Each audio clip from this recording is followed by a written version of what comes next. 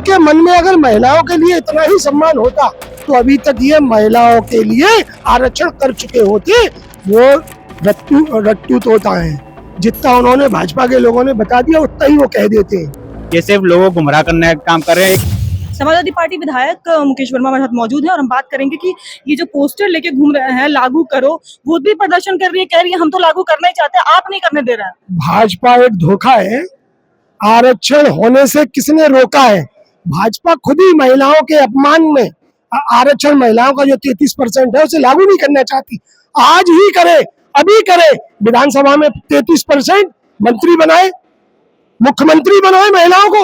हम तो महिलाओं के सम्मान में आज ही मैदान में, और समाजवादी पार्टी के मुखिया इस 33% महिलाओं के रिजर्वेशन के पक्ष में है, लेकिन भाजपा के बेईमान लोग उसे करना ही नहीं चाहते। डिप्टी सीएम 2023 में जब महिलाओं के लिए आरक्षण लागू हो गया तो 23 से अभी तक क्या ये सो रहे थे?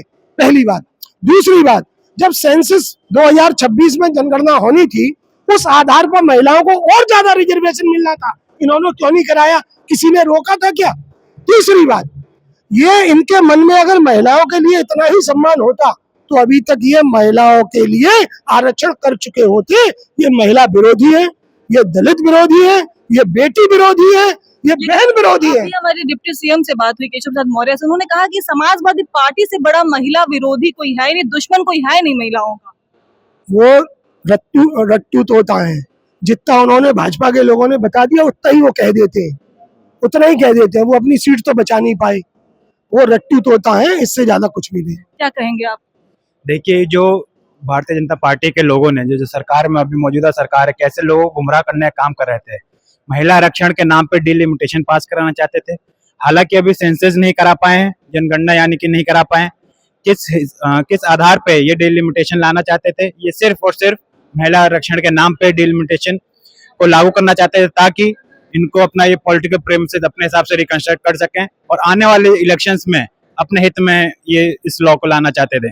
क्या लगता है क्या मेन रीजन है ये रुकने? क्योंकि वो भी प्रदर्शन कर रही है, आप भी प्रदर्शन कर, उनका कहना है आप नहीं करने दे रहे, आप कह रहे हैं वो नहीं करने दे रही है, क्या मतलब? हमें ये नहीं समझ में आता कि इसी सरकार में बिल आया, इसी सरकार में नोटिफाई हुआ और यही सरकार उसका विरोध भी कर रही है। हम तो कह रहे हैं कि 33% महिला आरक्षण लागू करो।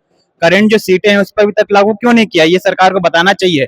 ये सिर्फ लोगों को गुमराह करने का काम कर रहे हैं, एक नैरेटिव सेट कर रहे हैं कि समाजवादी पार्टी के और विपक्ष के लोग उनका विरोध करने का काम कर रहे हैं। समाजवादी पार्टी हमेशा महिला के हित में काम करता है, ये लोकतंत्र के हित में काम करता है, संविधान को बचाते हुए है। ये अपर्णा यादव समाजवादी पार्टी कार्यालय के सामने समाजवादी पार्टी का झंडा और कांग्रेस का झंडा जलाई थी जब महिला आरक्षण बिल पास नहीं हुआ था लोगों में।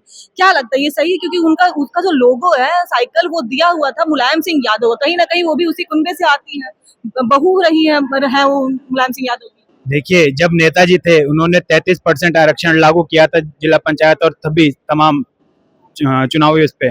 ये सरकार लगातार लोगों को, मैंने जैसे पहले कहा, कि गुमराह करने का काम कर रही है, एक नैरेटिव सेट करती है ये सारी चीजें ड्रामा करके, और यकीनन ये बहुत ही निंदनीय है।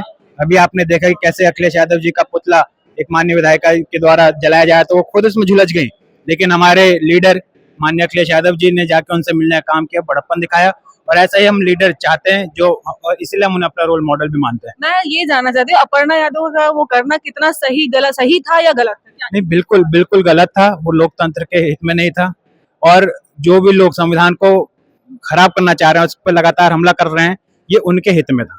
धन्यवाद। हमारे साथ बात हुई समाजवादी विधायकों से। कैमरामैन शिवांशु के साथ मैं रश्मि राय, फिल्म टिक्स।